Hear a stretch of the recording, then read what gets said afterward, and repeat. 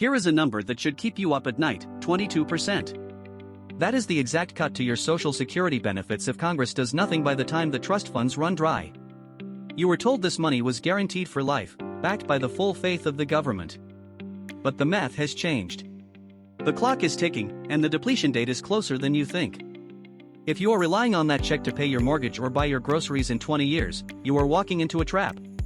Today, we are busting 3 dangerous myths about this cliff and showing you the exact moves to build a safety net that doesn't depend on politicians.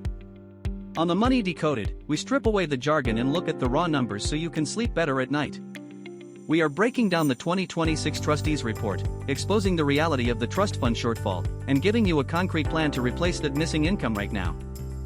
You have heard this since you were old enough to hold a job: Social Security is an entitlement. It is guaranteed. The government will always pay it because they can just print more money, right? This is the most pervasive myth in American personal finance, and it is dangerously wrong. Let's look at the actual mechanics. Social Security operates on a pay-as-you-go system. Your current taxes fund today's retirees. For decades, there was a surplus, which was invested in special treasury bonds held by the trust funds. Those reserves were meant to cover the gap when baby boomers retired en masse. But here is the hard data from the 2026 Trustees Report: those reserves are projected to be exhausted within the next decade. Once that happens, the system does not collapse entirely, but it shifts gears. Without legislative action, benefits will be limited to current tax revenue alone. That translates to an automatic cut of roughly 22% for everyone receiving checks. This isn't a political opinion, it is statutory law. If you are planning your retirement budget assuming 100% of your projected benefit, you are overestimating your future income by nearly a quarter. Think about what 22% means in real terms. If you expect $3,000 a month, that cut turns into $660 less every single month. That is not pocket change. That is the difference between paying for your own healthcare premiums and hoping Medicare covers everything. It is the difference between dining out once a week and cooking at home every night. The guarantee only exists if Congress acts, and history shows that passing legislation to raise taxes or cut benefits is incredibly difficult. Relying on political will to save your retirement is not a strategy, it is a gamble. You need to assume the cut happens and plan accordingly. The second myth is perhaps more dangerous because it feels comfortable. I am only 35, you might think. Retirement is 40 years away. I will deal with the Social Security cliff when I am 60. This is a classic case of temporal discounting, where we undervalue future risks because they feel distant. But in finance, time is not just your friend, it is also the multiplier for your problems. Let's talk about inflation and delayed retirement ages. The age of full retirement benefits has already crept up to 67 for anyone born after 1960. As life expectancies fluctuate and healthcare costs soar, the pressure on the system intensifies. If you wait until you are 50 to start addressing this gap, you are fighting against 2 powerful headwinds: compounding interest working against you in terms of lost growth potential, and inflation eroding the value of every dollar you try to save later. Consider the math of catching up. If you need to replace that $660 monthly shortfall we discussed earlier, saving that amount starting at age 35 requires a modest, consistent contribution thanks to decades of compound growth. But if you wait until 50, you have to contribute significantly more each month to hit the same target, assuming market returns stay steady. And they won't stay steady. Markets go down. If you leave this to the last minute, you lose the luxury of time in the market, which is the single most important factor in building wealth. You also ignore the psychological toll.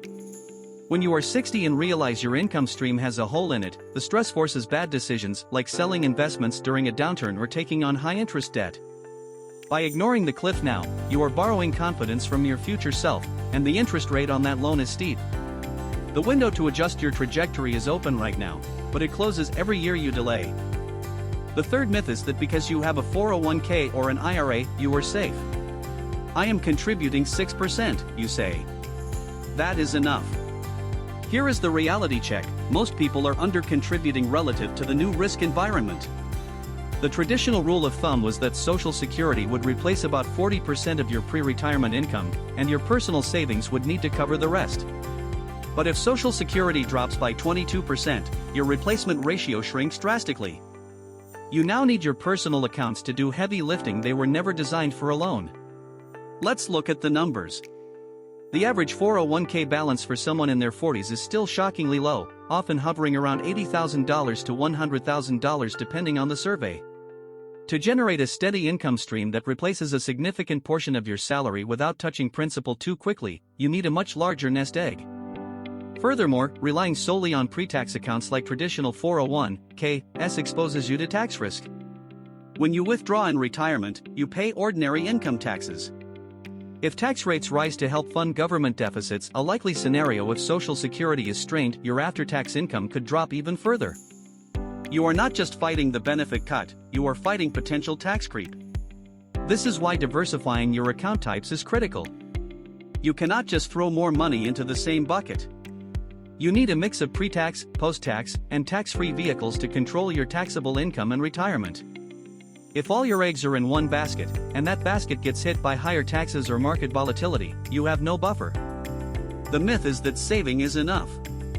The reality is that strategic saving across different tax buckets is the only way to ensure you actually keep the money you save. Let's run a concrete calculation to show you how to bridge this gap using Roth conversions and catch-up contributions, assuming the 22% cut happens. Let's say your projected Social Security check is $3,000 per month. A 22% cut costs you $660 per month. To replace that $660 monthly inflation-adjusted income in retirement, you need a dedicated nest egg of roughly $158,400, using a conservative 5% withdrawal rate. If you are 35 today, you have 30 years to grow this money.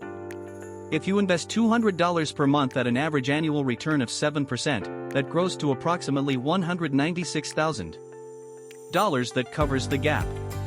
But here is the kicker: if you put that $200 in a traditional IRA, you pay taxes on withdrawal. Assuming a 20% tax rate in retirement, you actually need to save $245 per month to net that same after-tax income. However, if you use a Roth IRA or convert funds now while your tax bracket is lower, the $200 grows tax-free. The difference between paying taxes later versus now could be tens of thousands of dollars. The math proves that delaying tax optimization amplifies the cost of the Social Security cliff. If realizing that 22% cut made you nervous, hit subscribe. We break down complex financial risks into simple, actionable steps every single day so you can protect your wealth. The bottom line is this: Social Security is a supplement, not a foundation. Build your personal safety net now through diversified accounts and tax-smart strategies, and you will weather any policy changes with confidence. See you